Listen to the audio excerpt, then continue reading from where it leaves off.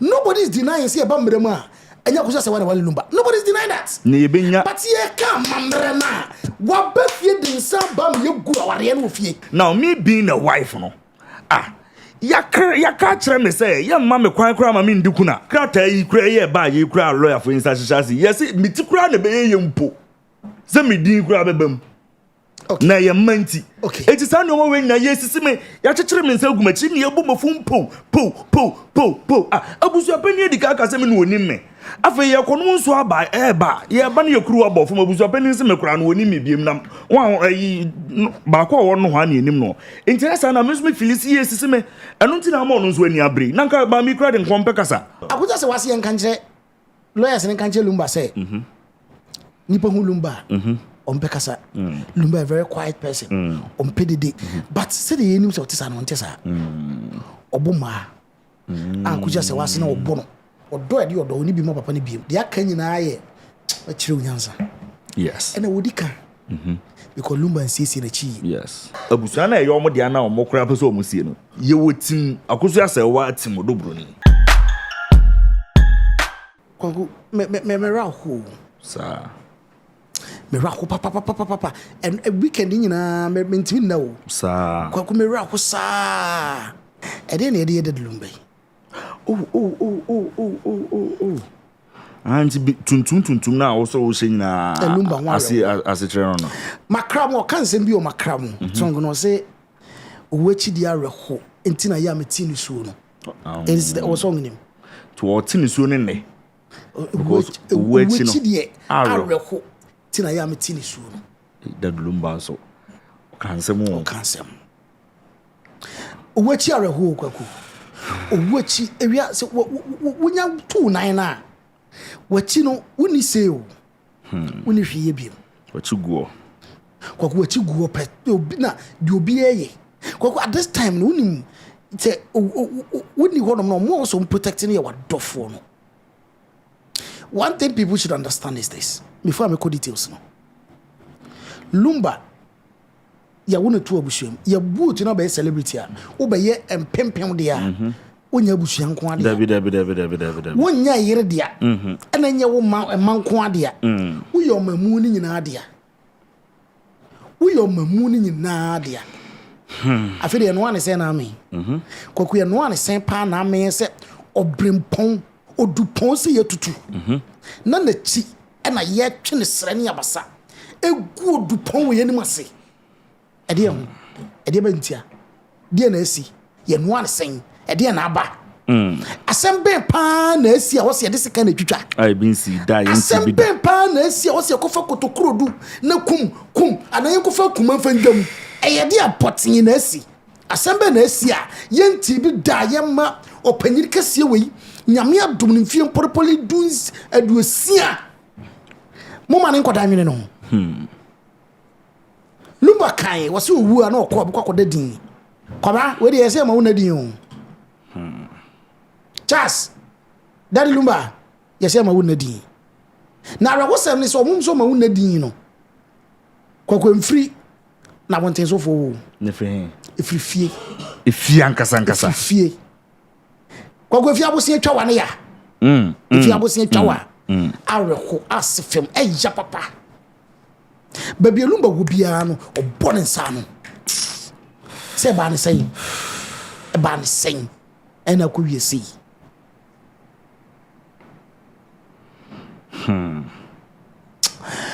Kwa kudenti na mama kasa sei.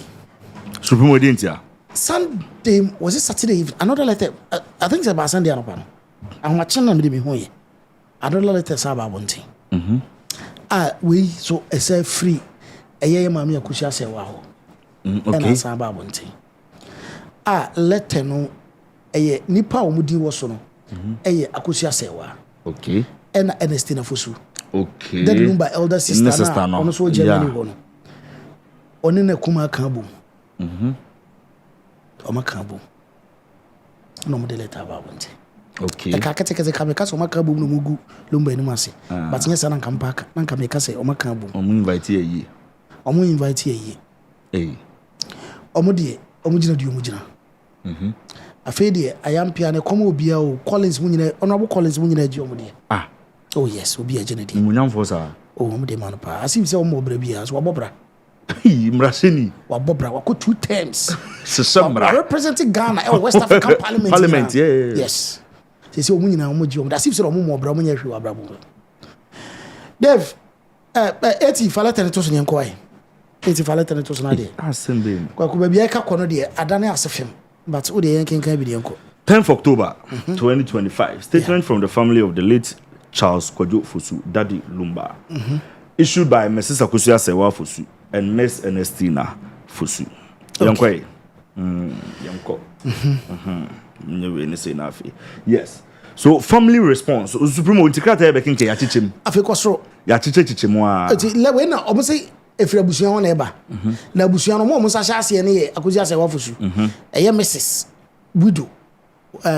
Lumba first wife no Germany no. Ntoma chirem yi no anka se free busuan de bia na free. Abusua pani aja wusu. Oni mo hwe. Ana se bia free. Oni mo hwe. Okay. All right. And Mrs. Ernestina Fosu. Ono se dead Lumba elder sister. Okay. Ono so wo Germany. German boga. German bonteso. Yankwa. Family response to misleading public statements. Okay. The family of the late Charles Kwadwo Fosu, affectionately known as Daddy Lumba, has become aware of troubling remarks made by Mr. Collins Owusu-Amankwa, a former member of parliament, during a recent interview on Peace FM. Okay. The widow, Mrs. Akusia Sewa Fosu, said, and the late musician's elder sister, Miss Ernestina Fosu, found the statements both shocking and disappointing, particularly given that they came from a former lawmaker of the Republic of Ghana, who should be expected to speak with knowledge, care, and respect for the law. Mr. Amankwa's comment revealed a serious misunderstanding of marital law, as he appeared to confuse ordinance marriage with customary marriage, an error that should not be made by someone with legislative experience. Yes. First, have the family response to misleading public statement. It's almost say Casabia Quabontia, no cream to almost set a record this street. Quago anything, I was a offer. Peace FM, or a show, and of Frey, of a Collins. Yeah. Honorable Collins, Owusu-Amankwa. Yeah.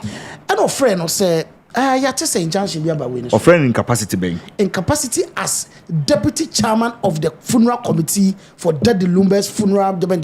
Supremo. What I say, and not the friend. Okay. Say, honorable.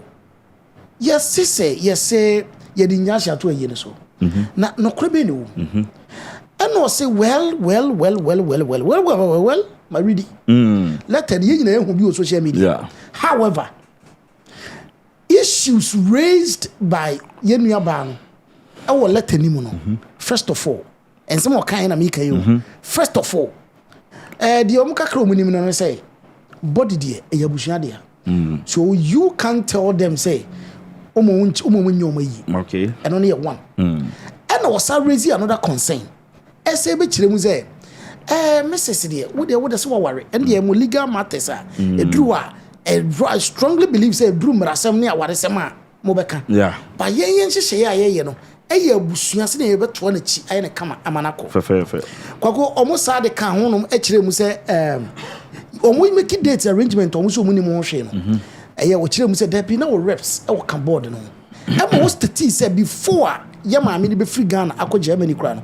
Oba committee no oba meeting ba akokra ansa na woko okay emma wo reps wow brother biological brother we Pentecost elder what committee this will be our Pentecost elder no win yame pa what committee this will be emma wa sheda for so be the papa she ka ho so be represent you ne camp council mo represent you interest and to say o ma mo amane na woni mo hwe no e mu rem kakra eti o mo de omunim say 6 December Mikuntu nkuni na matona nka dem. Ye de ba yi na se. Ye ba chia e baba ya Sport Stadium. We and abusua na tena se no almost omo ba respond say asma okai no. E very unfortunate. Say wakasa. Na omo expect better from a year honorable Collins. As a lawmaker. Oya ma yesa se wonim hwe. As woni knowledge bia. Oya ma na yesa se woni do na moko wonim hwe. Oko parliament ye kwa honorable near to man na honorable nima there's difference between ordinance marriage and a customary marriage It is obi no ye ordinary ja.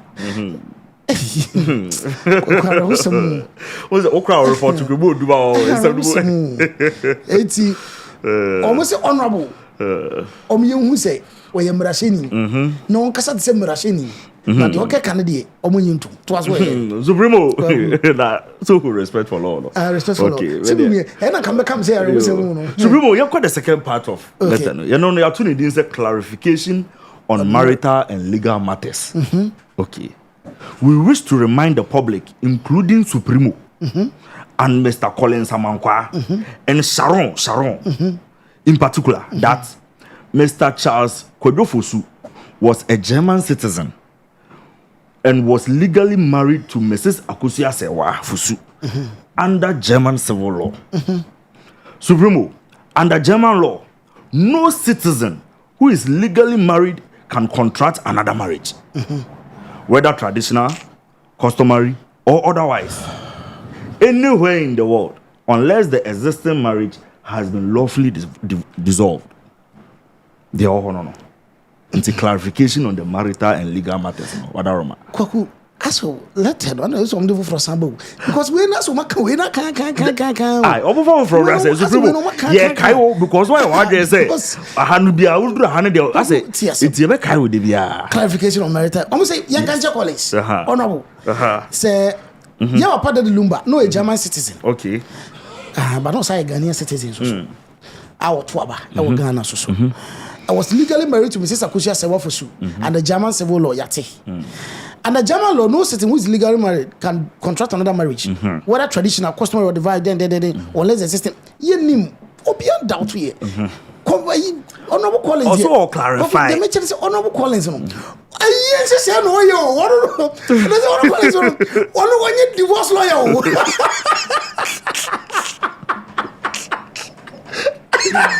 Honorable Collins will be who video or best person because I saw my make go for my video. Honorable Collins is what divorce lawyer. Oh no, deputy chairman. Oh no. Yes, say no what to do. Yes, over any your better. Then you come on. I didn't say didn't I clarify? What's a who? Oh dear, you to us when I made it. Okay. Now, top way, top way. Okay. Supremo, ABM. Okay. Correction of false representation. Tell that way, Mr. Collins. Yes, yeah, bro. Supremo, we also wish to correct a serious misrepresentation made during the interactions with the office of the president. Okay. It has come to our attention that Mr. Collins Ouswamankwa introduced one Ebenezer Opon as a brother in quotes of the late Mr. Fusu. Okay. We wish to state categorically and for the record, shout out to my uncle for the records, who American man. Yes, Okatechi, belated happy birthday. That the late Charles Fusu had no brothers. Okay. He was survived by two sisters only. Okay. Miss Ernestina Fusu and Miss Faustina Fusu. Okay. Any individual presented as a brother of the late musician is not related to him by blood or law, and any such misrepresentation is false and deceptive. What would you toss me? Mr. Collins, Honorable Collins, former MP. Yeah. Or church or one or more board, or chair will be near friend or Mr. Ebenezer Opon. I was not found then by representing as a relative, a brother of the Lumba. Kwaku come brother, you as a young man, Bankwana. Now, what's your mama? Make a deal kind. Ah, okay. And I let them see. Tell my Honorable Collins, and make introduction. Or introduce will be a friend of his upon. Say, or Daddy Lumba, ne brother. Okay. Let them say, when you Daddy Lumba, brother, beer. I almost so much him, so when you brother beer. I when you brother beer. Now Lumba Tiasino. No, you know, pet. You be over beer. When you be over beer, a Yenestina for su, and a Faustina for su. When you be over beer. Auntie, Ebenezer and Yemujampo. Omusi bonyeni nua. Ana nye ebi a brother in law bi mpo. Omusi onye nua. Na so ma mi nua ba yo ba. Nua. Ah, wo papa nua ba yo nua. Bo mo de omusi ebeni nso ada everything. Ebeni na da e. Ebeni de ogiram. Okay. Ebeni giram. Okay. But they are ya nua ba Ernestina is refusing to recognize any family member as relative. Okay. In this regard, what I say, it's a Lumba de Ninu pay, but well, we be an understanding of what the brother is and the sister is. Okay. Supremo, Jack and I will closing message the mouth. Okay. Put it through. The family continues to mourn a beloved husband, a brother, and a musical legend. During this time, we urge the public and media to rely only on the official statements issued by the immediate family. We remain committed to ensuring that the legacy of Daddy Lumba is honored with the respect. One. With truth. Two. Supremo. And that Lumba deserve. Three. Dignity. Thank you very much. They are totally disrespecting the late Daddy Lumba, and it is bad. Supremo. Supremo. Almost say Supremo. Almost say it's a free econo. Say funeral committee because my yemontungu. Lo baba yama lawyer firm because my yemontungu. Abusuafo be kanse bia yemontungu. Njabi abusuafo ya some no okay. Almost say only immediate family. It's apart from ono fosuano. Everything Akosia. Ernestina Fosu. Apart from Ernestina Fosu, no ne Bibi obi de bebia na yemontu. Me so meti ase say TikTok of no ne ade na. Okay, the other letter. Omo clarify what they mean by immediate family. It's in there. Say when they say immediate family, omo list here. Say akosia say wa ene ne nua no me ne mama ensam period. Anybody else any immediate family, they said it in the other letter. And omo just say di omo ye nyina mu no. Omo be so omo sie Lumba yie. Ewo ebuo kwaso no kore kwaso ene enu munyam na so omoboa they just disgrace them hu ne sa omo de enoma no omo de tutu akwan na I am so heartbroken say a legend like this is dead. Now instead now we should be celebrating his 33 albums out there, which we should no they are mad the dignity, mad the munyama. All this is that the Lumba as a legend, and it is not coming from outside, and that is the most painful part of all this. Every fear, every fear. Yes, Rollins Bessier was say Abu Bekawa, no that last part was unnecessary. Respect, true dignity. No, they shouldn't have brought this. Supremo, as a wife, not that me protected the dignity or the legacy. Is this dignity to you? You see, Supremo, that's what clarify issue. The American say, funeral committee, yen change a padio. Yes, yen change a padio. Yes, as a moon recognizing and say, Entimon recognize ye man your memoir da ho ne akai mo say ye da so ye yire entimon ma ye kwan ne me de o say ye de clarify no ye nka ye meka some ye meka bibia. If that is what you want, the family continues to mourn beloved husband, brother, and musical legend. During this time, we urge the public and media to rely only on official statements issued by immediate family. A bit said the and I make clarification. Then I make say you don't come and tell us say we should only rely on one. Why? So committee need the statement be about on behalf of the family. Family go ahead and you don't work out. You know discussing Lumba because not because of self for na war no because of say ware odobroni and asa kusia say wa because Lumba because he's a legend. Yeah. And him Akosia say one so clarify because yedi kunu Supremo yedi kunu he na me abusa fanyina kan ka say onye ne nko twitwa enwe onye nko twitwa ne sen kan kada de na kintu abusa afani ade so onye ne nko twitwa kintu abusa afani ade so Supremo kibe tu abusa afani ade so kebe tu obusu apani ade so supremo onko twitwanwe na nka ta ni nasa onko twitwanwe anan ko frozo asabla how go we have you the be su me mane how because the eka kon ya nhwe ya yet ho ya ware elso mo ya amamu refi ese kan yere ho ya so ne ya yire di kan hwe obi am obi din Debut, yeah, they're high and say, yet was the musi to turn your man, any problem. Musi your reps also, any problem. But you been one as I did your reps was, but now smoking come over, but I'm data, but near reps to cry now way. You bet there be near trim near pedal for almost a thing. That's it. Oh, I don't know more. Supremo, I don't know more beside Conti and Casamua, because ye didn't say in Jaffany, Casa. Ye didn't say in Jaffany, Casa Supremo. Afeni yakazo. Afeni yakasa. Easy. It's quite unfortunate. A legend like this, Supremo more special request. Minimum so other letters are but Supremo, baby, I don't know YouTube no. So a man like it, man like it. You know, I ain't read the other letters now. Into almost starting like mine. More like it. Baby, I'll show you other like it. Then starting read the other letters. Like. No one chamadi. Send us some more chance. I'm afraid. Freddie, I'm afraid. Okay. Me Kokumira. Raho. And send don't need it. Me no man timpana. Na send no crown need it. Me die Kokumira ho. Let mommy Baba Jama and co and associate Baba Jama, yeah, and associate letter. Now you read that letter as well. You read that letter as well.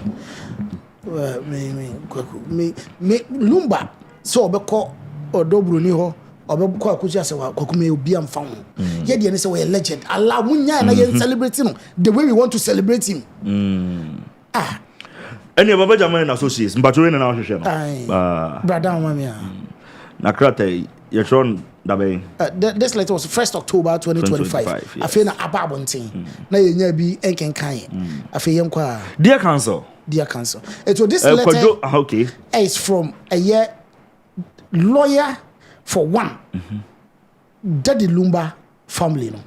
And the Fusu family no. Omo lawyers ini. The Fusu family lawyers ini. And almost say unse letter ba kona eba no. This is a response to the lawyers for a year mami akusia sewa. Yes.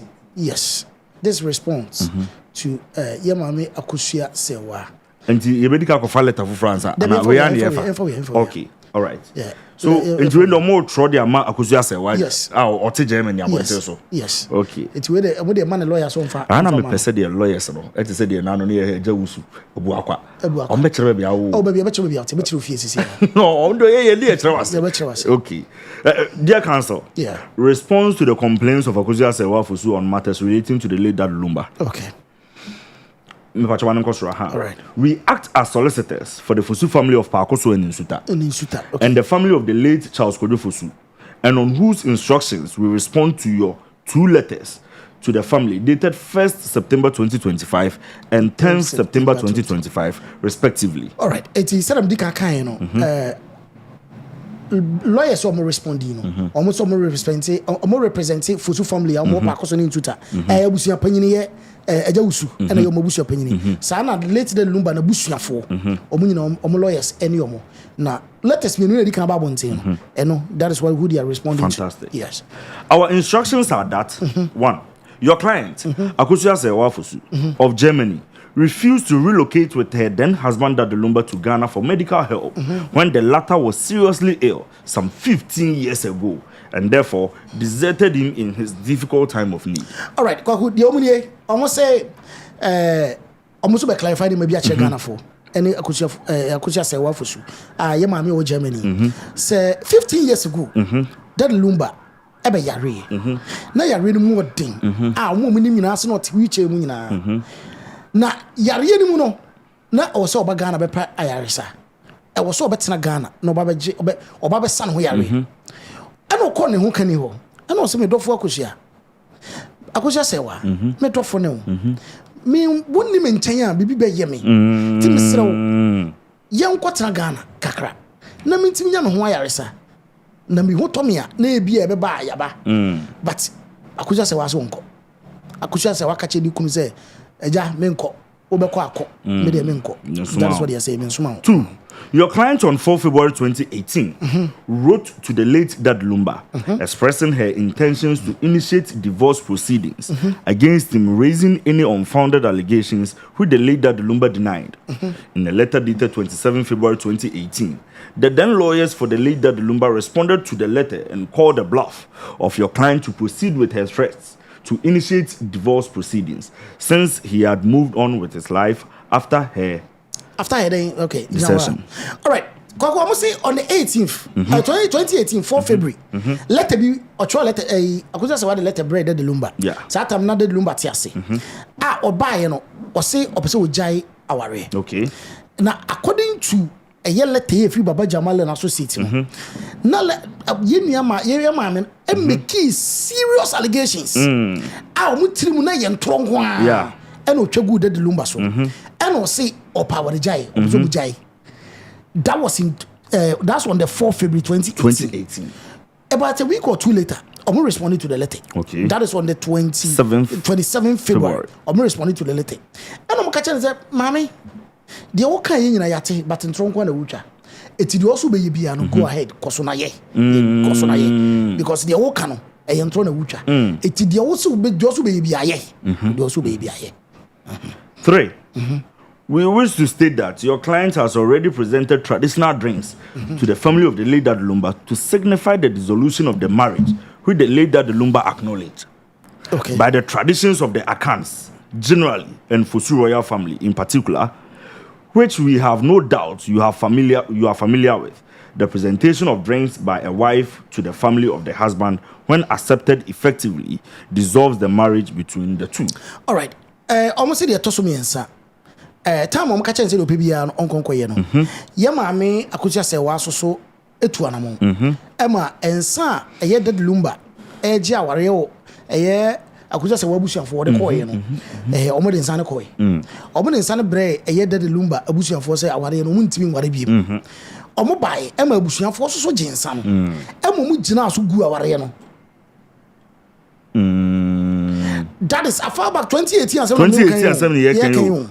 Emu jina so gu aware no. E na wo kabusa eye akosia se wa any lawyer ne say. Se wo ya kani a sa ware gu ye ba aka na mamiri ware gu a de onse de ko ye. Ye de nsa ne ba na wo je ni nyina je tum se okay ya tena se ye tu nsa gu so a na sa ware no aka na mamiri ye gu aware no. Eti as far as they know, that is what went on in Akan tradition no sa ne course. Eti omo de ebunu sa ware na gu. That's what they know. Yes. Nana, I kosro kakra said be ya me ye mempo so. 3. We wish to state okay. So also okay, brother. Also, when a person is deceased, the body and funeral arrangements of the person belongs to the family, and therefore your client has no right to determine how the Fosu royal family Okay. Buries their dead. The Fosu royal family buries their dead. Okay. Your client's name, if it appears in the funeral brochures at all, will be a favor from the family because of the children she has within. All right. Almost say afedi aka ho so and say. Oba Ghana amamrem ene Ghana mremu a so be free mu a ni nipadua no e baba ya abusua dia. Enti na manfo soro ya kase abusua do funu no because e funu no wuti ase a abusua panyin be kase no tia obetia no no. Lumba tia ze no you refuse to say abusua fie kura wo ma because of your money yeah. E jono kura no ne omu chara nchasa. But onye wu a e ya abusua dia. Okay. O total abusua dia. Enu tro mo ka kire ye nua ye ma me say body no akodi abusua wo enyo na be kire abusua kwa mo fa so nsi omo de hye eti won fa no ntu ni tim no san kai say say brochure na ye be ye for that Lumba na brochure be cha man panyimfo na di no sempo ye mani di ba mu bia say mani di ba mu bia na because of emma woni Lumba wo no e na ye di gina so e di ahye na nimonyam not because of say wo ye yere anase bibia dabi semra asem wo ho a onko kan court but custom de yedim so de ensa abre de aka no eyemra asem ba yeso custom ne de sie no it say custom de a de ye kainim ene se wo de ensa abre it ye du din ba mu a na ye ni munyam hye bi because of what wo nkra no fe no ma ensa ama no enye sa sister favor be near yo. Kenekeda. 4. Our client informs us that Priscilla Ofori is married to the late Dad Lumba and was the woman who lived with him through thick and thin and were blessed with 6 children for over 15 years. They lived together till his final day on earth. Okay. Suffice it to say that when your client deserted the late Dad Lumba, Odobroni was there for him. Okay. It is therefore our clear instructions to state that Odobroni is a recognized wife of the late Dad Lumba and same is recognized by the Fusu royal family. All right. Kwa somebody ka catch us say lawyers omuka sama eye Fusu royal family no. A Dad Lumba free mo no. A eja usu na da no. Sa family na asem na me woke. Ena sa lawyer na sa kasama Dad Lumba. Ne immediate family no so nim no. One kasama omu nyina. Omo say omo client ne ti ase no. Dad Lumba ti ase na. Omo de omo ne ye adwuma ne nam ye bibia no. Nipa wo de ne chia omo ka che omo say me ho kanini o. Me yiri ni ye friend Priscilla Ofori. Atabna. Ona ye me yire. Idudo na nim si ye friend Odobroni. Ono ene ye me yire amene ne te. Me kwa ho hie mo nie. Sama ante se na me yare. Ni nyina ye wona da wurumenti a. Nipa bebre adwini se nye yie. Ezo Odobroni nti awade aye. Yeah. O kasa nsem ni nyina che lawyers no. Anya men child within 15 years on ne tena as wife and husband no. Omo wo enkora makoma ku du ansia. Makoma ku nsia. Nsia. Wow. Within 15 years. And one ne tena ye edam pa ba koso kopem da otwedi ampon a friend legend no efri asase so. Etu omo de omo nim ne say time on the clients which is akuja sewa odwani ja Lumba no deserted. Yeah. Oja born so onkononko de oben line no pamo no to na sawram ka di si abonten no na Odobroni na wo Odobroni na tena no Odobroni na hwe ne so Odobroni na make sure say Lumba 15-20 years ago Odobroni eti on de do ka kire no ye lawyer say won na ye na yire unless any otherwise proven no omo de omo ni ma no. Okay. Eno mu chemu say lawyer na say Odobroni say lawyer na say Odobroni ena Lumba so omo nim no. Sa na Fusu royal family no abusu panyi da no no. Oso Odobroni no omo nim no. Ye ni makuja say we bia. To us way. 5. In respect of the properties of the late Dad Lumba, we wish to state that all his properties forms part of his estate, which the family together with the children of the late Dad Lumba and their mothers shall work together to ensure fair distribution to all who are entitled to benefits. Until then, let all persons stay away from the properties till it is properly and legally dealt with. We therefore advise your client to work and comply with the decisions of the Fusu royal family to ensure a peaceful and befitting funeral for their late royal. All right.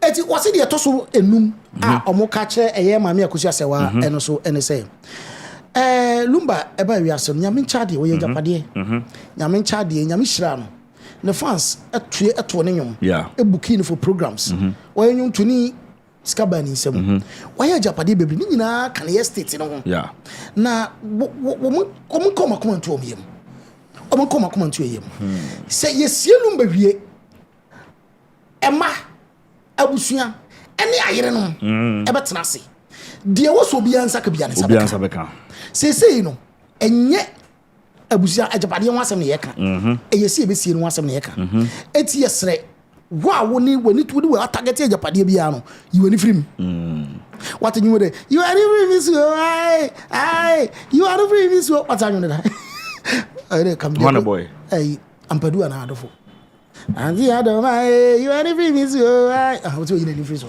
you any twi na kura actually eso obi anyi na free na so ajapade bia wo bia no at the right time ye be che eto omo sell the clients no we say ko say wa only Fusu family ni kamom na so ndwe mra no omo nya yie ne Dad Lumba na Ghana fo nyina ni nji ye wia ajapade enye sabre ye be ka ho asem be ka ho asem eto onto no bo ase 6 As the last lawyers of the late Dad Lumba before his demise, we have in our custody some instructions from the late Dad Lumba, which serves as a guide to the family as to how he wants his funeral and burial to be conducted, as well as the distribution of his estate.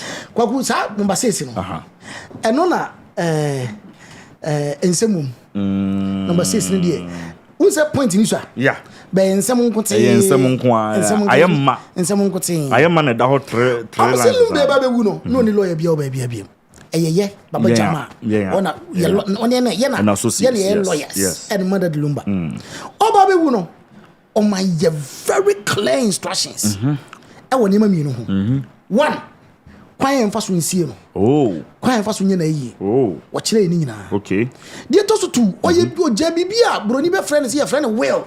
Okay. Say, quite when I'm fast soon time a Japadi way, my bush and my Japadi way, what just clear the instructions on how na Japadi and young baby as in a board man in Sakayano, young fast on fanche. Okay. It will be a Karakuma to you. And yes, I bring you before. Obi Anthony Boissy. Ye yen we are. Well, no, ye be beam, ye be frebusia, ye be frobia, near beam. I draw man's out here, would ye near. Coffee poku out here, would ye near. Bubu to Japan, no more fun as you could be any say. It will be anything. One be in the catalog. And you drew any room. It drew any room. It will go to us way. Finally, to avoid any unproductive litigation among the family and the children that may result in shame for the dead, the Fosu family is open to all for peaceful discussions, including your client, to ensure a befitting burial for the late Daddy Lumba. Thank you. Madam Asibebre. All right. Madam Asibebre, almost say, ye pasum, it's your beam, yes, Remo. Court ni letter ne you know edoso dodo yes remo mumra ni nyina yenkamum na yensie de Lumba na enyefe na Lumba no wanya munko am de me ametie me wo share wo Lumba mu we Lumba yenyina ye de wo yo my dia wonyo my dia akwa obi anu wu akwa president obi anu wu akwa president o dabi e yo my dia etimuto mo boase na yensie no na enyefe go back to the first page na wo kan no number 1 number 2 na me nchire kwaku ade number 1, number 2. Number 1, number 2. Previous license. Yes. Well, badam. The be number 1, number 2. Then you can hear number 1, number 2. So the number 4 now the chain. So we try number 1, number 2 here. Okay. Oh, how they are now? The be number 1, number 2. Oh, my number 4. Okay, dear. Rodney Asare say, I am not a lawyer, but can win this case against this Lumba lawyer. Nanabuadu say, if he did only customary marriage, then returning the snaps would have been enough and the divorce. Okay. The way people really felt by others that favors things came in, but these two are laughing. How can you laugh? Oh, root abotre. Yeah, read nothing says segment boy baby ni esre on tias your crazy esre abotre. Oh, root abotre untimi fa bibia chenchene sa abotre. Root abotre why abotre. Good insta abotre. Kwaku Supreme number 1, number 2. Number 2 no say your client on 4 February 2018 wrote to the late Dad Lumba expressing an intention to initiate divorce proceedings against him, raising money on final allegations which the late Dad Lumba denied. Saletem, unya bekan. Me pacho me na mekan because nan ka me bisa say na Supremo na de na letter kure we untimi nkan kire sa akwa me wadaroma me wa haidie ene mama bi nkan we start free so na yenko yenim koso letter ni Supremo February 4th 2018 Supremo with Russia let we fi jama bonten so buy that's right now let you address it to Mr. Charles Kojo Fosu I'm saying okay Daddy Lumba almost spell of this Fosu with an H yes Fosu with an H but of H so someone that's me brain yeah you root good insta because I now say zero. Oh, root. Said yeah. Me right what but you so crazy him. Moko. All right. Kwaku Supremo, notice of intention to commence legal proceedings for divorce and ancillary claims. Okay. We represent Mrs. Akusuafusu, your legally wedded wife in Bornheim, Germany, also known as Sewa, and also act as co-counsel and agents for her counsel in Germany, and write this letter to you upon her instructions. All right, it's a letter lawyers for a year. Mami, Akusia Sewa, Auntie Akusia, Auntie, and I say Omonfa letter, and family a year chas, okay, and then the lawyers. Okay, Yankwe. Our instructions are that for 34 years, you have known our client as your wife, with whom you have 3 children, but without any reasonable cause, you have deserted your matrimonial home for the past 5 years and have gone to marry another woman with whom you now stay and have many children. Well, almost 34 years. 34 years. 34 years. Lumba Shia, no, 1988, 1996. We say 2018. It's 34 years again. It's 86. Yes. So, almost a time. Yeah, Papa de Lumba. Oko Jama Bontenso. Okushia oba son no bi. Aye friend no Akusia. Akusia Sewa.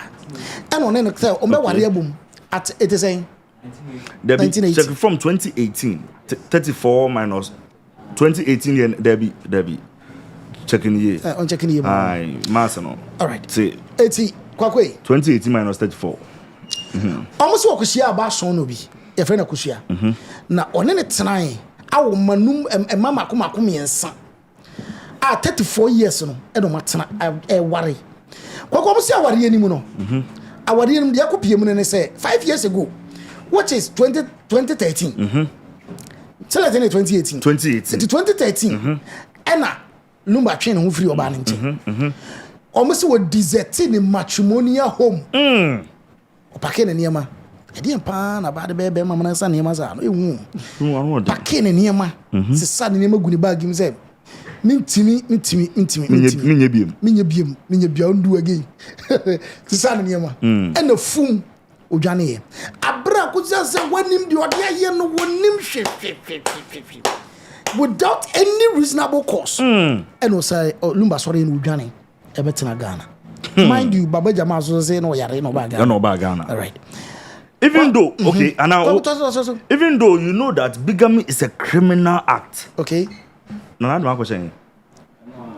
Even though you know that bigamy is a criminal act, you boldly refer to your mistress and hold her out in public, okay, on social media and other media platforms as your wife, regardless of the penal consequences, and in particular, in total disdain to the validly subsistent marriage you have with our client. All right. Well, let's tell you a German for natural. A German for lawyer say, just Oba Ghana and Fienu. What you know if you are worried them? You need a bossy real, and then more real on pass. And we never better Ghana. Oba, yes, you won't sabaya son obedi wachi. You won't sabaya son obedi wachi. What am I in the chasa or you don't know? Okay. What am I who social media? You call me social media? What is my wife? Or for power man tem, na me dofo, or dobroni, or domentia wa. You wonder what in the church here? Or don't it's anymore. I'm performing. What do I? Not to me who do this one better. We offer your man, no docranisu, no docrani hanky. But we have to be na say so be say we twetwe Lumba Jiska aye bibiaji Lumba Jiska we Lumba Jiska ama ye tue Lumba wagene she wagene sika nyina awie yeah kwako ye ba bonum time aso ye be perform ye tue ne ye hu Lumba enu kwa Lumba tinse Lumba na me perform aseme ma oh aden aseme ma me ma ni papa ni papa ye tue me ma aden papa a medical between me ti odobro ni nti ho me dofo nti mani nti ani wo me pete me ti e wo se mani to nani because odo ni mu ameto bia no ono na ma me motivation wo se mani to nani ma se na matima to nyum kwa ko to sa story ni da what is our story ni da sa story no no me perform no odobro ni nti ani wo ana let ani se hu se wo ko president wo na kwakia eyi asena de ne ko wo ko a wo se wo yire no no abroso wonim say German mremo ya dia ware no Germany ya ware na yakọ ware no ene abamu amare ware na ya ware no so wonim na kokofo ba foforo se ka ho se wa ware na ɛyɛ bigamy ɛyɛ mmara wato mmara a wokora yɛbɛtumi akyi watom yɛbɛto watom sɛ deɛ nti wɔ sa kɔware foforɔ aka ho ne nyinaa no wadwene sɛ womfa ho ɛna wode ɔbaa no twi street mutwi street ane sɛ mutwi street kwakoto asom yɛnkɔ a. Our client says that she has now discovered to her chagrin that in addition to the 3 children you have with her, you also have over 17 more children born out of wedlock through your numerous mistresses and concubines, some of whom were close associates. According to our client, you are altogether wanton, utterly carefree, and a cheat. By into us, some say my yanka. How do you Yeah, kind of crown. Now, how would you? Yeah, can. The men can crew, trim, the other 100 visitors, but some kind of crew. For the summer clients, I could just say, I have a catcher. I have a catcher. Say, wash him. Okay. Not what number son of what it is. Menam nanamete. What I'm not what it is. Okay. No, what's here? What's it? A year or no kuno and I what train. Yes, the kuno. I was 17. And I said, huh? Say 17. What ain't for the way here? O could you share ma? Or no number of work at home. Mistresses quick at home. Concubines in the air. Or Fahabakosha. Or Fahabakosha. Baby before the me kwako jonso kura na akusia Lumba me kwadwuma ba ya kura wo se me kunu na Lumba ofa no ma Lumba ena o sese wo hwehwem a me lawyer se me nka nche se wo Lumba wo ye dwamafo wo ye dwamafo wo ye dwamafo legend pan ye guna ni mo sese kwakumera hu nnyum de yebo kwakumera hu nnyum de yebo kwakumera hu Supremo, she opines that, contrary to your cool public image, you have countlessly violently abused her physically and psychologically, that she has many marks on her body and an almost deformed lip to confirm your violent and abusive nature. How many pictures to me had why? Kwaku, me ready we are for twice and I'm here. I'm passing and watching ma. Almost deformed the sense. I'm person. All right. Eti kwaku letter they say. I could just was young country lawyers in country Lumba say. Nipo Lumba. On Pekasa. Lumba a very quiet person. On PDD. On no compensation the people the fear be brave. The piano quietly or shane them quietly oedi. But say the names of Tessa on Tessa. Obuma. I could just say was no bono. But one for proof I'm dear. And one also bono. Okay. Remember Hebrew. She says she go. Sorry. Remember Hebrew. Remember Hebrew. Because we be to me. Also bono. Lumba was Lumba bono. Ever fan sa. Was say psychologically so no or abuse psychologically. Yati. And psychological abuse na net saying. Say no who cry on say be allegedly Lord and Sakakan there. It be so who cry him to machine be on say a new man said that Germany on bono. When there was beating. There was beating with no proof. Well, right. It was so abonama to the stains and I no create him. So abonama no chimo. Mammy akusia kafra.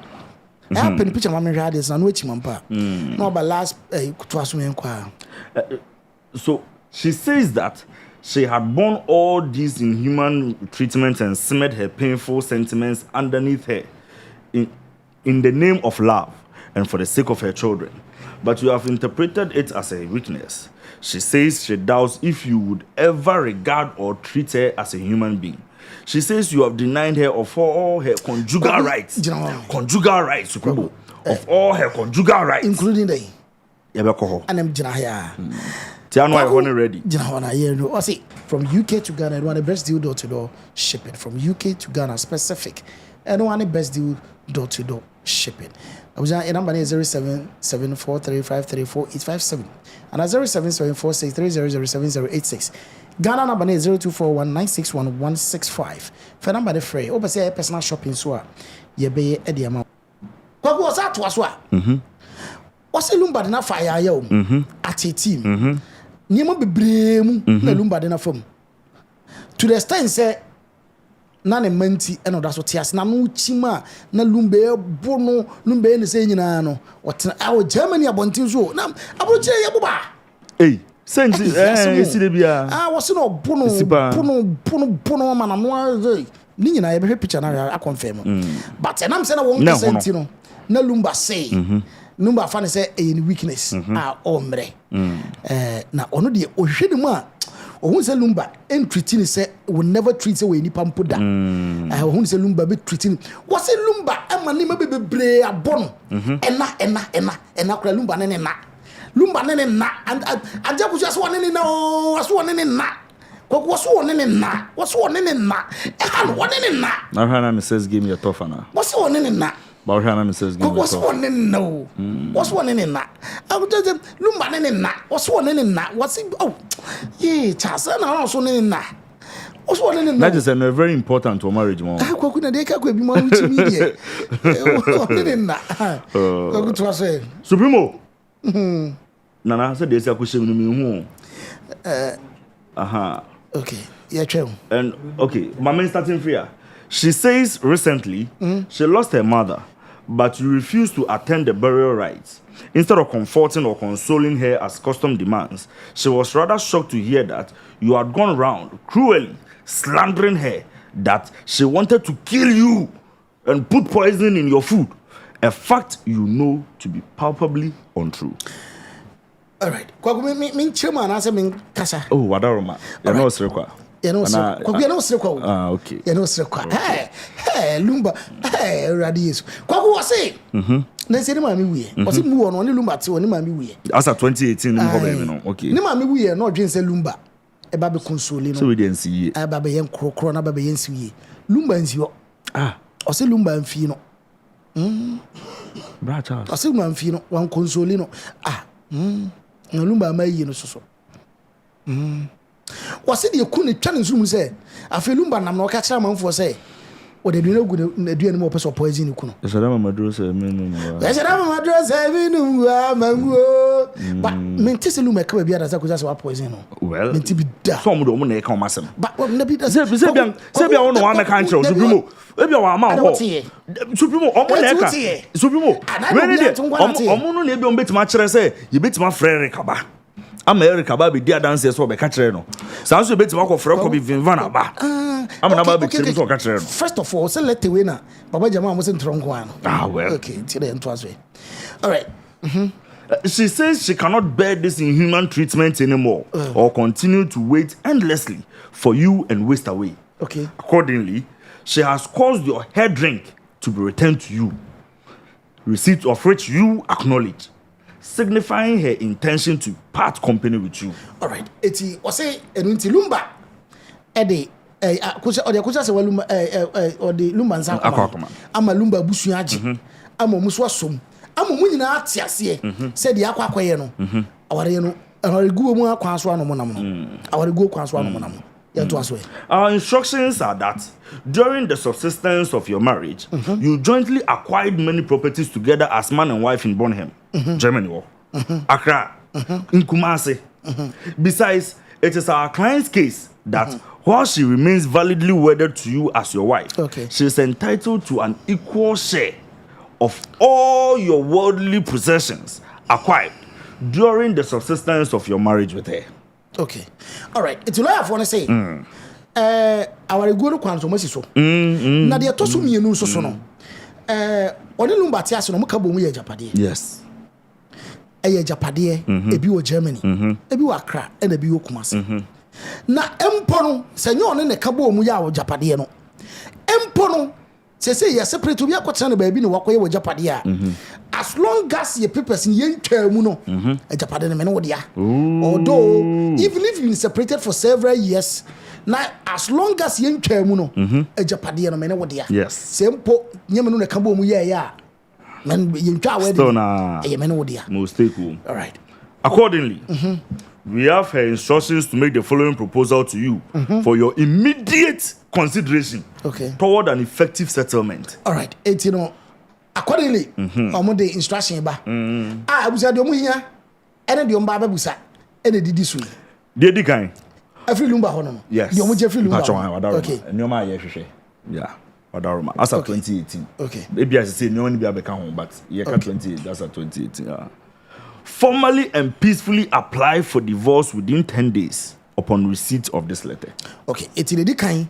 Se Lumba no ensaka letter ya. Ono no nko file se oja ware. Na re akosia se wani edwa nza. So no be ma ko file. There be be so be kire wadwe o. So they are now kire. The oka na. Se o say within 10 days. Okay. 10 days. Akosia Lumba nsaka Uncle apply for divorce within 10 days. Kwakura didn't I was here. Sir, we read the first one out of a buoy. Where's our real one in Bamo? Because all the casting the honor. 2. Supreme will go. What are quite now? Grant her custody of her 2 girls. Okay, eti unso mo mama yensa. Menim say Kevin ne yeso ba fie pa. Kevin dey. Yeso ba bia no ne na mayi dey yeso mo yeta ne omo ane ne yes no ne nkra ne na free pa. Ba mienu na aka na no mo ma no. Ese akusua se wase. Sa mienu ne mfo mu nyina mo no nko a. Lumba ntana baby na nkra no nkwa mfa nkra. Okay. 3. Determine a monthly maintenance for some for the yours. I feel the toss of yensa. Wouldn't grant mamma, no, what phone self in crown home. Say trouble. I was so much subia, was out of a sham and mamma, young crowd. Oh, Supremo! Crua. Go ahead, you. 4. Take care of the education of all 3 kids until they finish all finish university. All right. I feel the toss of 4. 1. Runs every grano. 2 runs every trouble, mamma. Maybe trade and more maintenance. I feel the toss of you know. Or medicate you copy some baby universities. 1 I say 2 years. I can Nina walk runs every grano. Okay. 5. Determine an alimony for her. All right. 80. The total 5 so no. Trouble, mammy. Patami. Adeng. Koku patami. Oh, adeng. Patami na mabre. Ne bin kamekra. Na fi akosia se wada na wabre. What you say? Trouble, mammy. The ode patami no. Den ya honam famu de mano ebe for de but manen ko deep say ebe kamekra. What you say? Patami. Supremo still na ye wo grants bi anka ye person ka oyemayen. Says no. Kawadaroma mejebre na nka mabobɔ ne oma be 9. Okay, it says no list here. Pachowan. Ye onyo bi anka kawadaroma nsia ho no hia ye pa. Okay. 1. Okay. House at Bonham, Germany. Baby one the money that yes. Okay. On family. Okay, did kai. O say mfie bi hono ma wa sporty houses bi na je ho. Did kai ho mfie na me nkra team dada no. Sa fie no meje. Okay. Germany was. Yes. 2. The house at Tantra Hill. But there be meant trouble. Please renovate fully. Okay. E jabu say to so mienu. I feel na Tantra Hill the captain dey otiti no.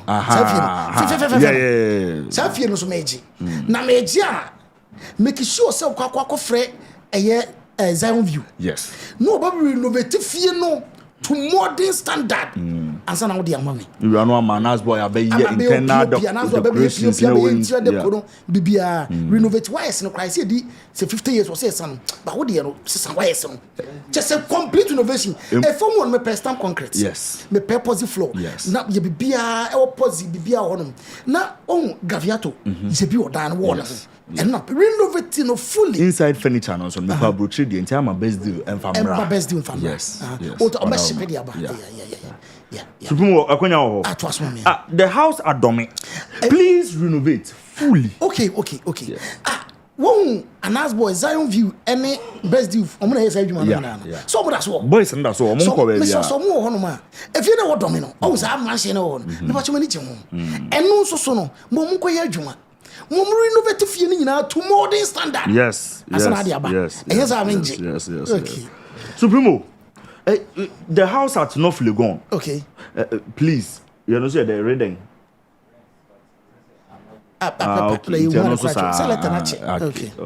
Okay. Supremo, if you North Legon. I think so. So what a Lumba? Yeah, I think North Legon. Supremo, Odo need number 2. The need to say so. Okay. And try. Young Kumase. Okay. 2 plots at Adwatu. Okay. Nana Adwatu in your chow. Adwatu in your chow. 2 plots with Adwatu. Yes. And also Sono. Meiji. Okay. Okay. Yeah, we ring now. He says you name a woman. Yeah, we ring. I met Marco 7 or so. Okay. Take all the remaining properties in Ghana, Germany, and elsewhere. Elsewhere in here, but elsewhere near dear one country. That means you don't know. Say you want a video. Oh, a bit more, but say you hold before you need more. A bit more, say you aye, but yeah, sure to say bio. I come say video one because you won't watch it. You won't watch it. It come say video one. The whole thing na watch it. Aye. It do for no go pem dan.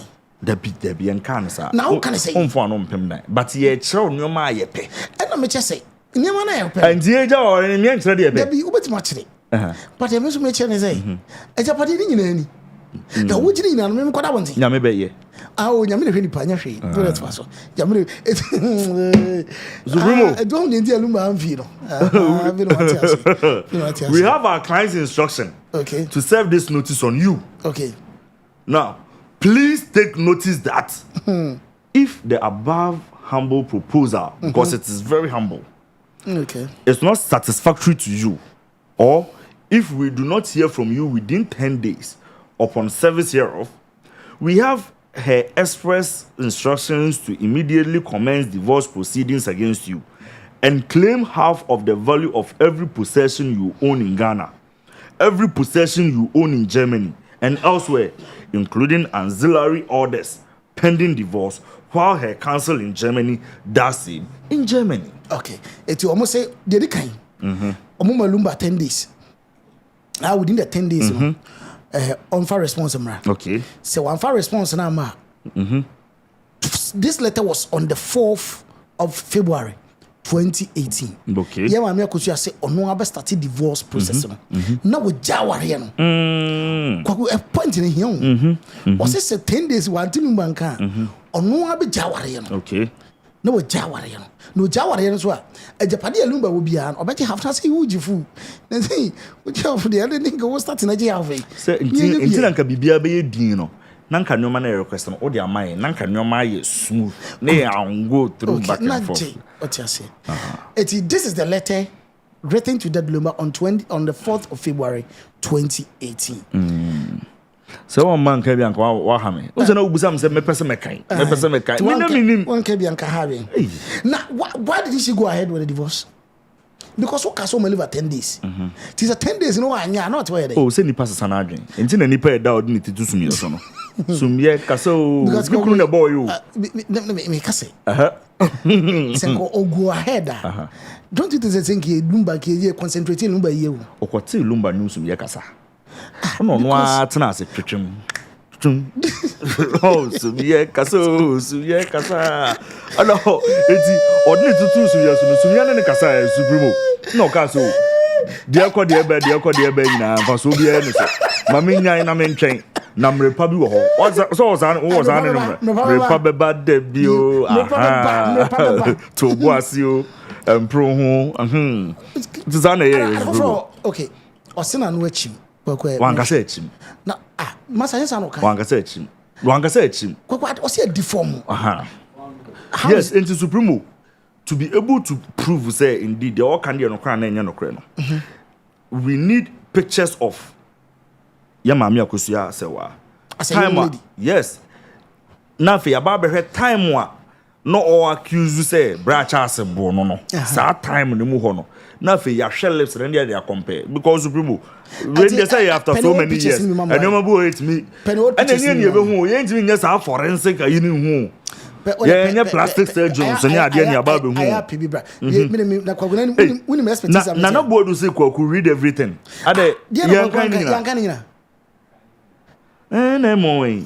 And I would do what's another team. I could just say, wow. Now we team day. Maybe a team neutral. Me number one neutral. Me number one neutral. I support El Supremo. K-Breezy.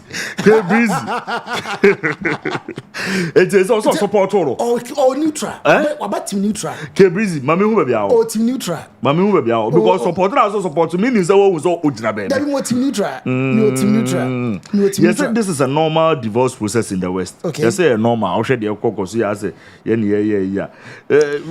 But what I'm trying to say, in all this, in all this, the disgrace is too much. Okay. Disgrace in all sense. Lumba anymore say. For let away Nana. No. You know everything that has happened But for the past 1 week. Answer number 2. So let away when you let away. Let away. Honestly, I have no idea. Yes, but you know, say it's not coming from the camp of Okusu. How do you know?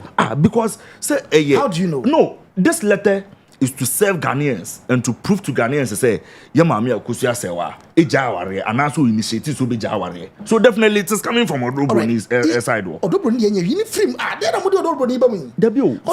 Na nka meka. Some meka Okusu asewa camp. Meka Okusu asewa camp na also ba me say. So it means na sa let away so and draw conclusion and say and say omo disgrace Lumba because na sign the country sign am. Say Odobroni na dey be say no. Debio, me say from the camp. Supremo na say na o ka camp asem sisi e. Sisi na o ka camp asem say we ni camp yo ye ni obi o lawyer be camp. Lawyers don't in the interest of our clients. No. But I'm talking about the camp. Camp na dey of Uganda ni bia no say two camps. You say Busuano Kran Supremo. Who say Busuano Kran? Emu ache to say Busuano Kran ye wo team why ni team why. Busuana mu no. Omo dey share that form na wo ka ye ka say I think it's 1994. And justice you can't even say. Make his judgment and say, "Funu ye busuya dia." Yeah. Busuya na ye omo dia na omo kura person omo sie no. Ye wotim akoso ase wa tim Odobroni. E dire company dia ho obvious. Obvious. Camp which mean I'm not interested in that. Okay. Me interested in akwa ko gina say. Lumba no oyeye dia. Muma yinko sie no sudwiem. Me de me babem de free ba. Supremo yes onu aba na release letter no. When release here? 2032 president. Well. But when him say beginning, and if you are kusia se wa kampa.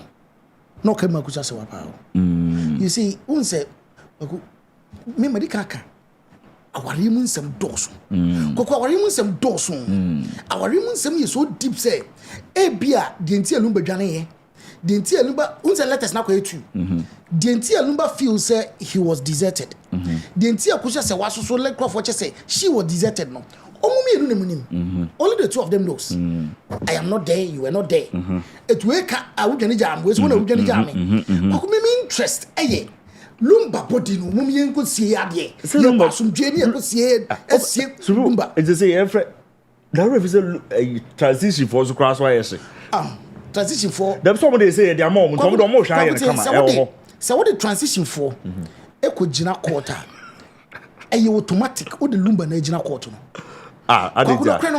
adija o the Lumba body na ko gina quarter no kwa ko be Lumba wo bia no be diawe wo be diawo say this is not coming from an outsider. Anya bontin suni ne bolding.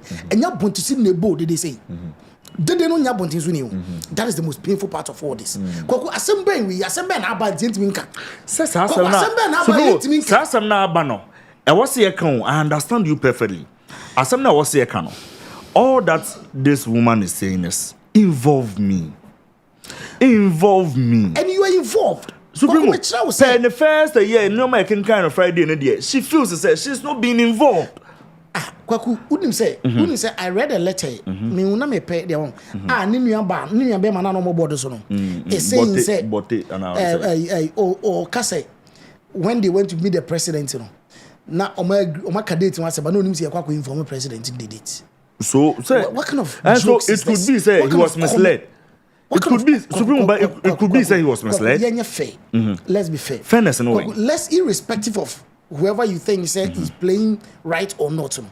Kwaku yeti ko omu ye GhPage for. Then I tell Kwaku so Kwaku jina mama me. No Kwaku jina mama me. Then conclusion because omu wie no take a decision. Omu report, omu ko submit report ni you are part of it. Ye ko bo ya man ni you're part of it. And then I feel we betina bonten. Na me can say I don't know where you come can't tell me. Obi tinchen because I said a kwaku. Sena kwaku one ten saying. Does it mean say kwaku na nyina dwuma yi? Does it mean say kwaku na antu na mo so 2 years na? E dey na course supporting. That would have been a question. Okay. What did I mention? Say you have 3 reps. Now what 3 reps on the committee? None of them told you. Charlie, come for your default. Come for your default. Are you telling me so what default is second point? He can be misled easily like that. Supremo Indian and found. Okay. Papa she a hardcore. Yeah. Where you know gospel mushataweli. Yeah. What mean twin fan so? Are you telling me say Papa she didn't know what he was doing? Okay, let's assume so when you were need to know they misled you. Your brother.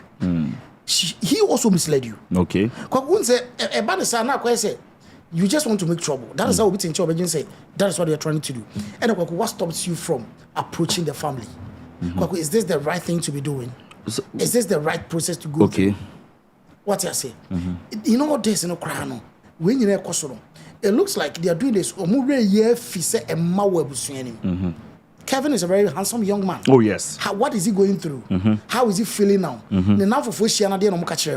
What is the conversation? Okay. Is he shy to even go out now? The youngest one is about 18, right? And that's what I was saying. Yes, I think around 15, 18, 16. Lumba money now. Oh no, I think so. Yeah. How is she feeling now? In as much as you think you are fighting for what is yours, how do you think they feel? What did I say? Okay. Young friend Ntonche, Odobrunima, Omo Kra, a bio 15 young and stuff like that. How do they feel? Okay. You can have a case. You can have perfect case. Mejitum. Nobody has stood anywhere to say nobody has said that. The air can say traditional party, what they buy. What the traditional part in the buy? We are worried twice. Yeah. That is how it is. Someone sorry, I catch him to my fear. And 2 processes. What could fear the court to the end and go through. It's no yate. Nobody is saying so when you hear it. We all accept it. We'll be in a tomb. Nobody has ever denied that. Okay. What has that got to do with we burying a legend? From crèche to GHS, modern schools.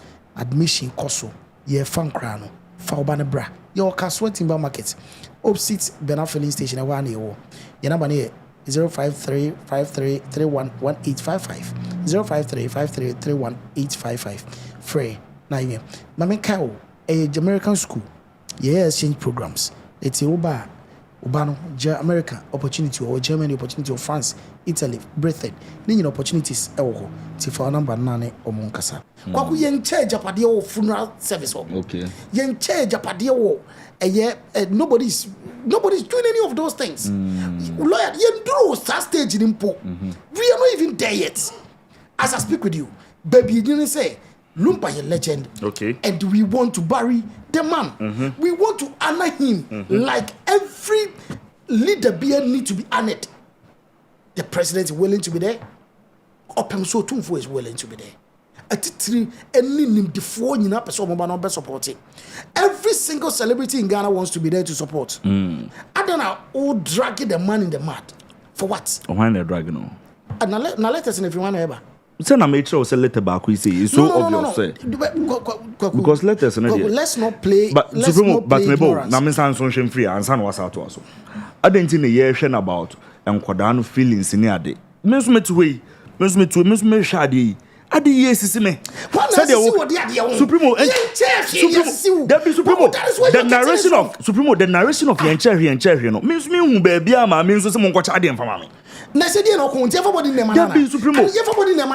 is the problem. And then she keeps saying that is the problem because no, that is the problem because that is the problem because Supremo is but that is the problem because I feel say I am still a wife regardless. Now me being a wife no ya kire me say ya mama me kwan kra ma me ndikuna ama krata yi kra ye ba ye kra lawyer for insashasi yes me ti kra na be ye mpo se me din kra bebam. Okay. Na ye manti. Okay. Eti sa no we na ye sisi me ya chechire me nsa gumachi ne ye bo mofum po. Abusu apani edika aka se me no onim me.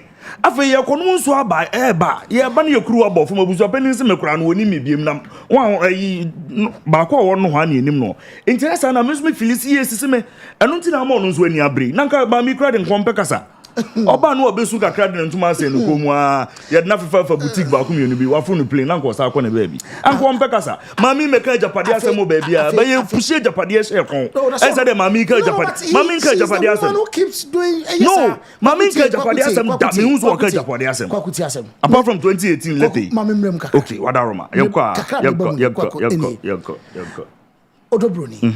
odobroni why ni o may 1 week awi okay o tele baby dwene abusuapanyi eni abusuapanyi ko kasa en abusuapanyi be chire bi se kwaku nipa dodo se na ekọ ware a okofra abusuapanyi se bi di achire nipa do se okay bi endie aje se bi abusuapanyi yo offer direct bi na say abusuapanyi ne die direct bi na yes endie intense David first of all abusuapanyi ne se die me kai se ye koje aware e ya kusu asewa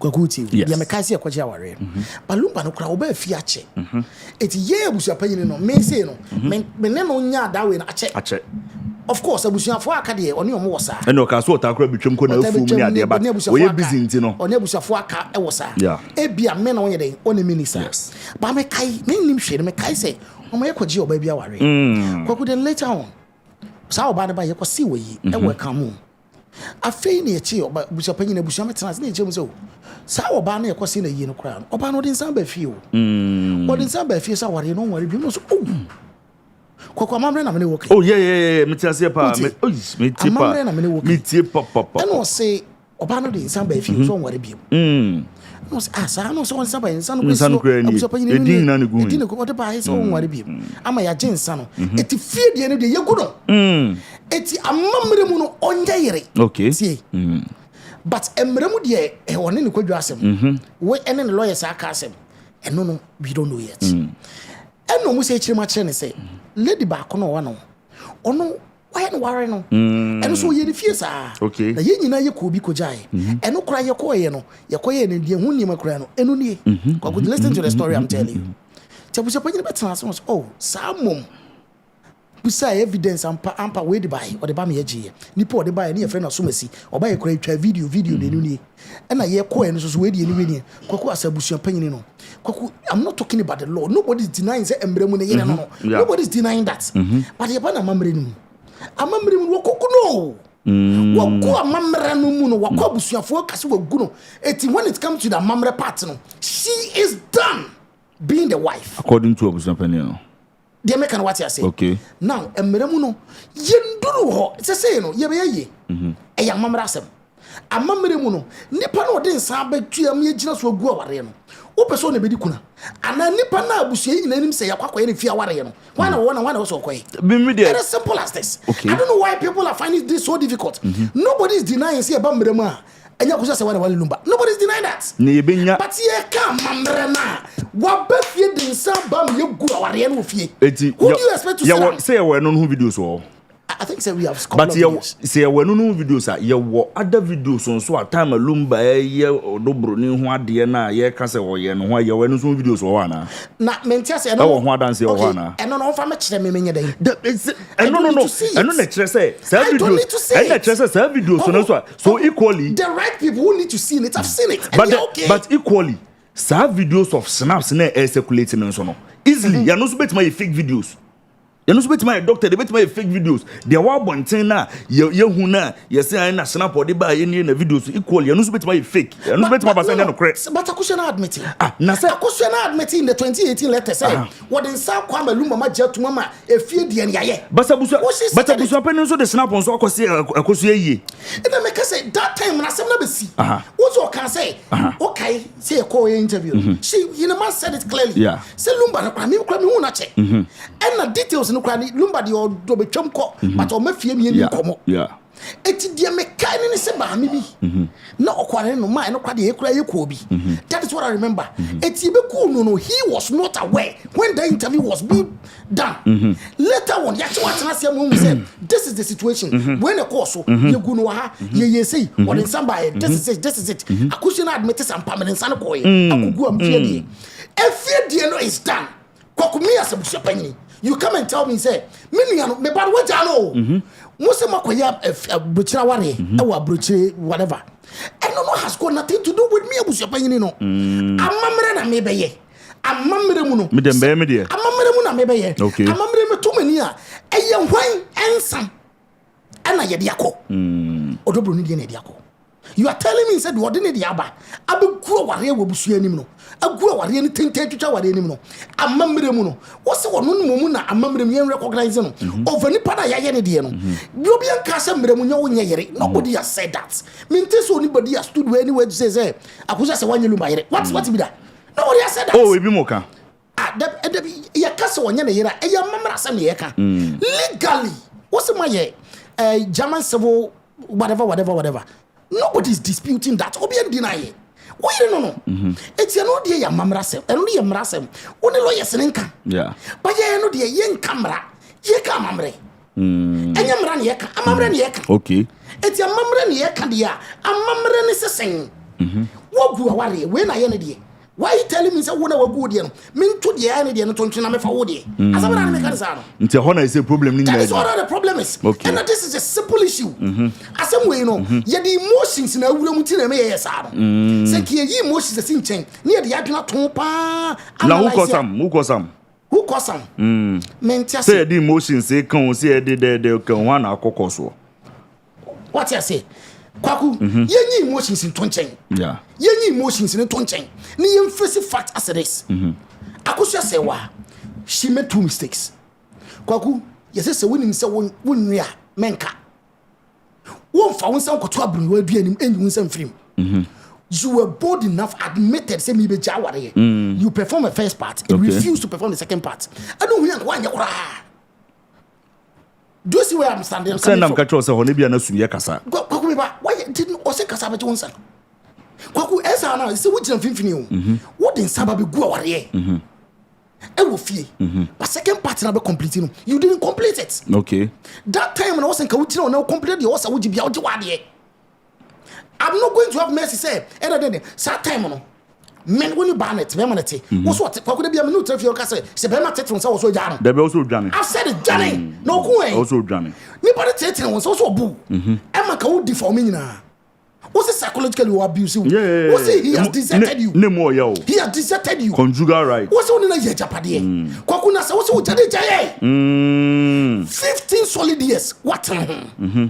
What's what? You see, the dangerous part of all this is our irrespective of Embramu. Kwabusian ma ware abusian. Okay. Abusian ma ware aware. Abusian what babusian will be go aware no fie. Completing precoin. What come about 20 precoin? 1 year no, you left it. What guno? Afi ye be come amra. Wo say ye ma ye wura mfisa wo den saba. Okay, kwaku di ngwa se bebrebe a omubi. Ya jetum. Yes, Lumba be what if for the year? Can she go back to the same abusian for ye? I want you more chillis than Yabasa. Eh, Obetma Comosa Munia Camunia, you know. Oh, me Kwaku was awesome. Oh, Abusan, the Obetma Cosa, Busan, no money. Kwaku, it's what you expect. You see, Kwakuya, dear Bia, and Triable. Okay. The same abusiano. Let's assume Kwaku is okay, Akosia, J. Konakwe. Okay. Unkwana better say, I know Busan Becabumai. The same abusuya, what you almost say never say. Yeah. Untonable, Kwaku. Untonable. Now, Uncle Kanye may be not tonable. Who can I make Jim no many be Honamic can you many be seen ya? Say, young fans of Mocasane, Jama worry. Say, oh, Ghana for Bromotana, Germany, Europe, nay, America, no more worry. So more or what? Young fans say Ghana for me. Or Mamma Ghana, Mamma worry.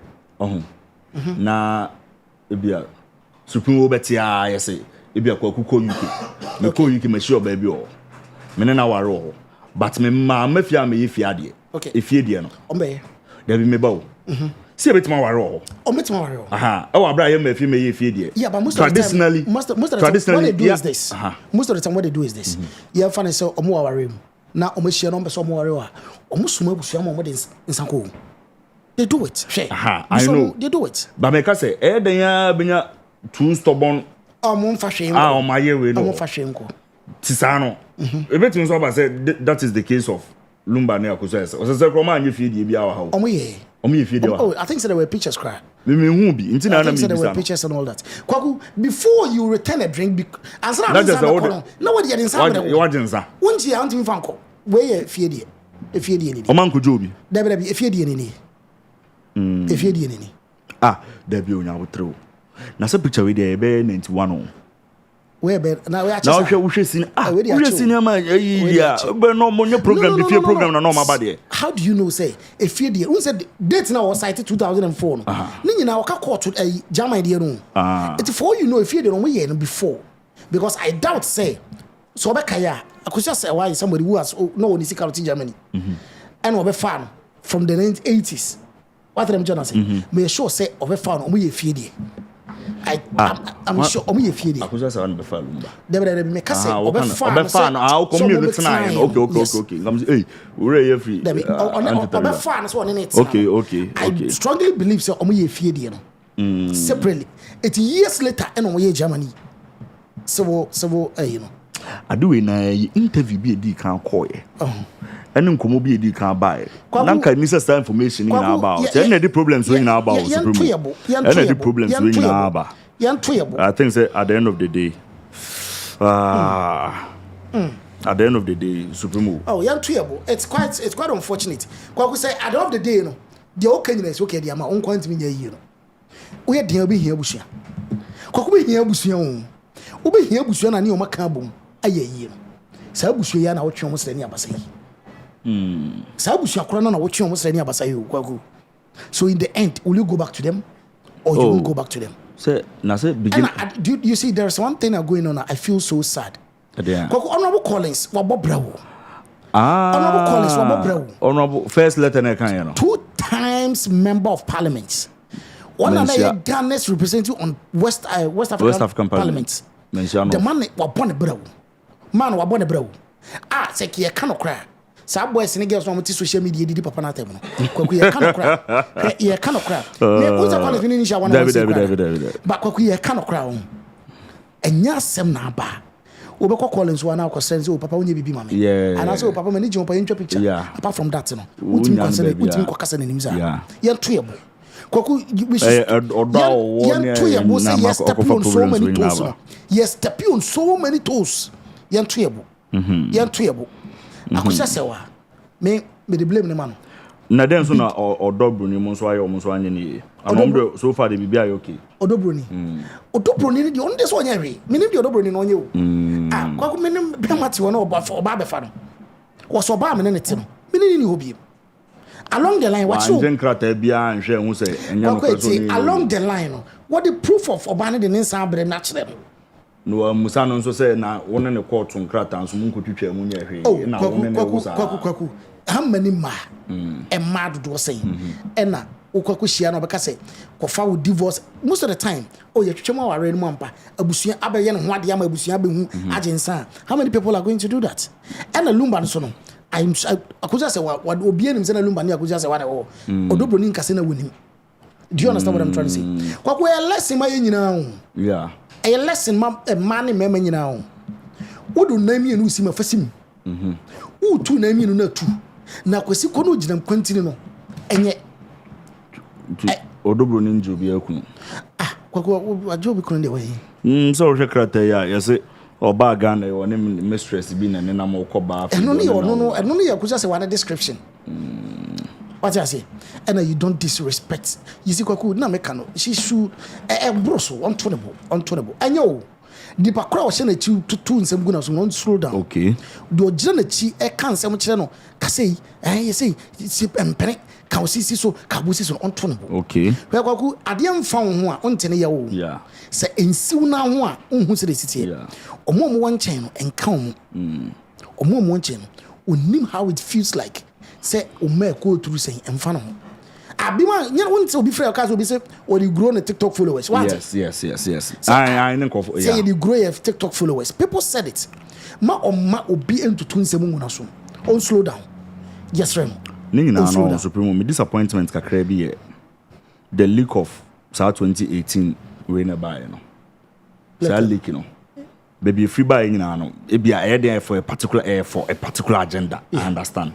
But the content of the letter say yen alter bibia and doctor bibia enyo the woman no ho enyo de ko ba nyina eno ne ade a so fa me ho me personally de me ma hye me pa o sound yes no credit e ba ko pe say yen alter bibia and doctor bibia pa nyoma na ne wom no ene nsem no ne nyo requisition no I would demand no na no den esa na se nipa no cry ready say obego ahead with the processor nyoma ni go yes especially say on won tibiem mun need the same jurisdiction ni ade ohun kwan bia be fa so obehu na obehu no ono so be na obema na my difficult amount because I'm signature man mu a untimi mfa we entirely my signature men so me no my very difficult amount and I mean feel the demands were just too much. The demands were just too much. Say na net because on that thing of many obawo ya wo mofra 3 ya wo mofra 4 mofra 2 divorce oba yes ye mfa wo ma na nipa ba ko pre se be ma no say men ko am pre mfa nkora ni nyina ma me so mumienu mu nyina wo proper state of mind.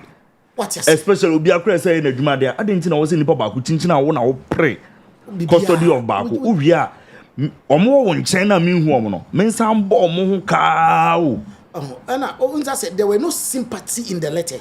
Yeah, no. I want to make say. I know they to be frank with you, Supreme. I know. Say for example, let me tell you something. It's minim. Ana yaw from allegedly a brona no so wabono no. Ene sa anyo mani nyina ho na no odi make say demands nya say they be compensate himself ana. What's America? Na Germany. Germany no be mad so dey say keke. O kire mu o say eye odo enem ne manti. I say because say o report wa was also consider nyoma bebre what build the brand for over 30 years the report to say and you better sorry say that the Lumba has been DWTV that the Lumba has been arrested for then near can go said niko 8 years 10 years Ghana for ya be sabe ka say akusa say wa anya de matwase perfectly matwase obabia be katani kunu se bia ho bufu nso na no dey design man ba kwa hwa de falete so na menche wade let any man over the little I know about divorce na say unse say divorce be see abun say that we evaluate every property exactly say who dying 20 major 10 who fear 50 major 2 who say 20 major 20 that is how it is done. That is the first thing you do. You list the properties they have, okay, and then you know actually they will pay. That is how it is done in every divorce and all those things. You didn't do any of those things. The only man be him saying the Lumba one. Those were the ones you chose. We and I say a Japan for baby any other else or no fair no. Nabi anyway. Okay. What I say? Yeah. Kosoka kere na hade. E betima kosoka kere bi. Me pese me kan vin I need. 7 years, sorry. Okay. Take all no ye no e for wan enyo no a. Dabi o say. Enyo no a kuzu asa. O say Lumba no. E Japan bi e ka chira Lumba no mfa. Take all the properties. Dabi me ka say e kanioma na open no ho. O say e Japan fro bi aka wa chira Lumba mfa. Enti ne asan no asa no. Why would you do this? Me ni so enti Japan fro bi e ni wono wen.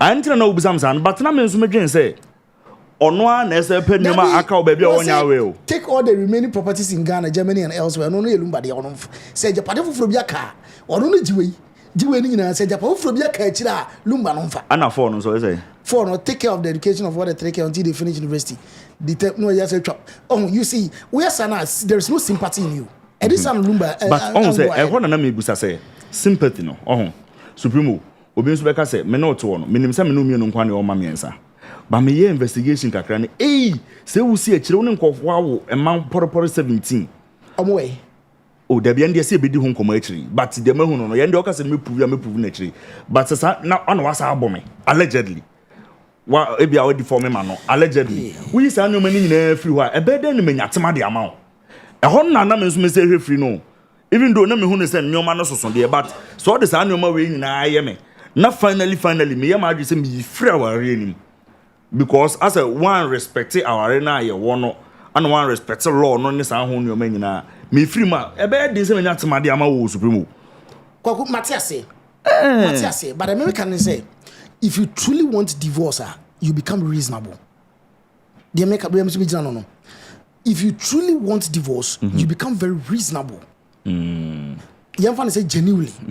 Oh, pesa, a parent my breme pesamiko. We watch and say, Baby, I can't watch in a Japan. Kwako no betwe amanate o. Ono betwe amanate. It's that divorce na truly say was open no, you will never get it.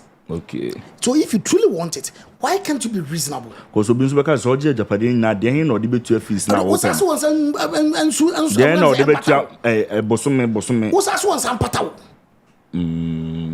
They make what you say. Yeah. You have to be reasonable. No the elsewhere there never. Elsewhere na anyway. Because they say because we go high no so be say ka say encho. What you say? Because nwu ye.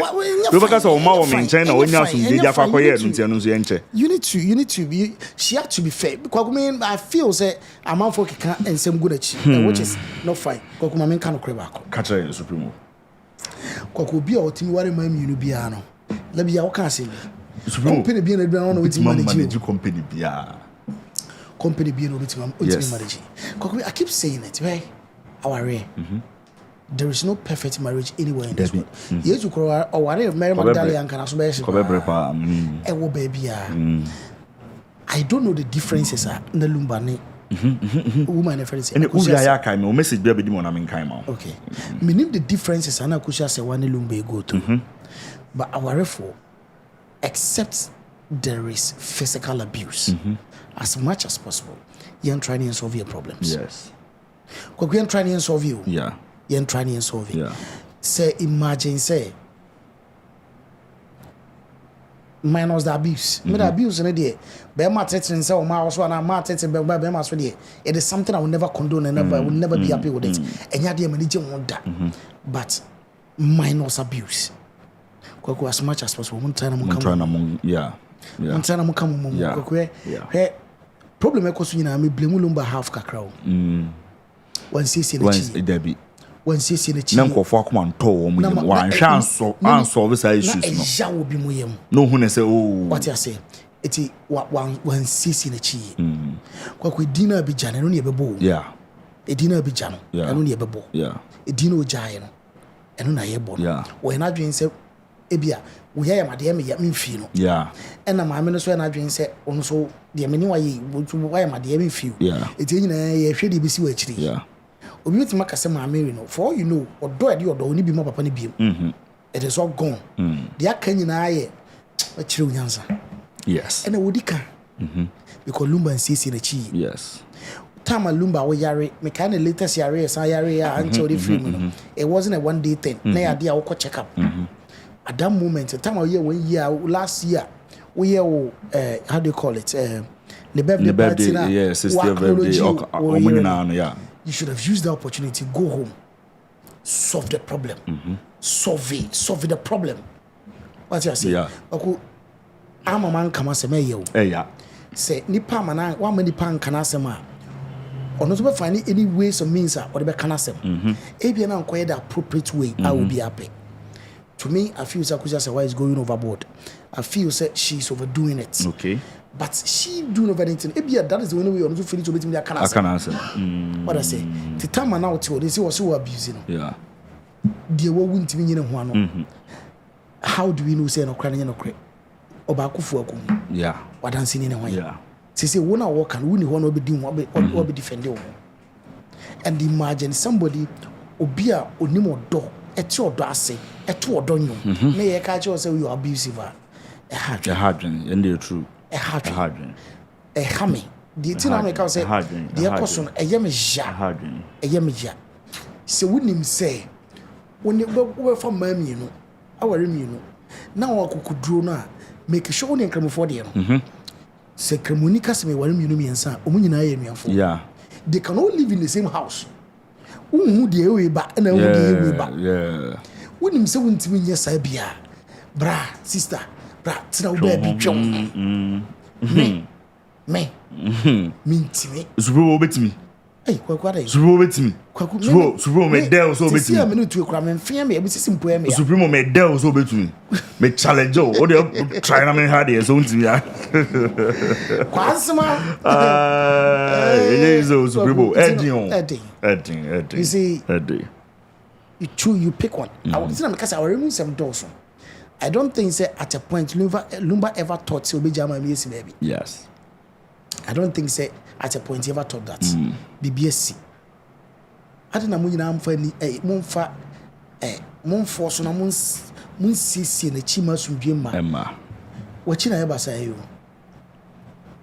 Lumba na ka oso wachi aya na reho obatan pe be ko amafie gya do